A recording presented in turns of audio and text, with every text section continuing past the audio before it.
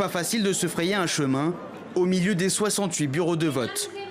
Dans l'unique centre ouvert en région parisienne, Djeneba Maïga Karamoko vient accomplir son devoir de citoyenne. Cet agent de sécurité n'a pas de carte électorale. En théorie, aucun souci pour voter. Dans la pratique, les assesseurs ne trouvent pas son nom dans la liste pendant de longues minutes. Peut-être que c'est mal organisé, je sais pas, ou bien c'est manque de personnel. Mais là, franchement, ils font de leur mieux. Hein. Moi, je ne les en veux pas. Mais le problème est que les gens sont impatients. Un parcours du combattant finalement récompensé, le temps de mettre son bulletin dans l'enveloppe devant un minuscule isoloir en carton. Malgré cela, Djeneba ne regrette pas d'être venu. C'est le jour où il faut choisir son candidat.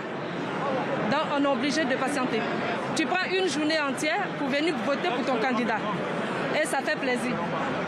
Dès l'aube, de très longues files d'attente serpentaient ce grand centre de congrès aux portes de Paris.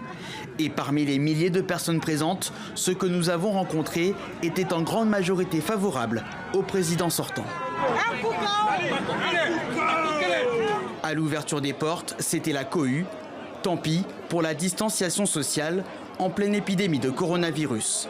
Si les autorités locales ont donné leur feu vert à la dernière minute, cette situation interpelle Jean-Camille.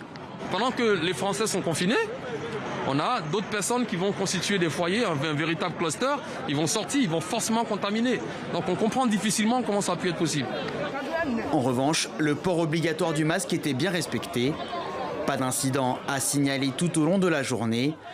Plus de 30 000 Ivoiriens figurent sur les listes électorales pour Paris et sa région, soit la moitié de la diaspora vivant à l'extérieur du pays.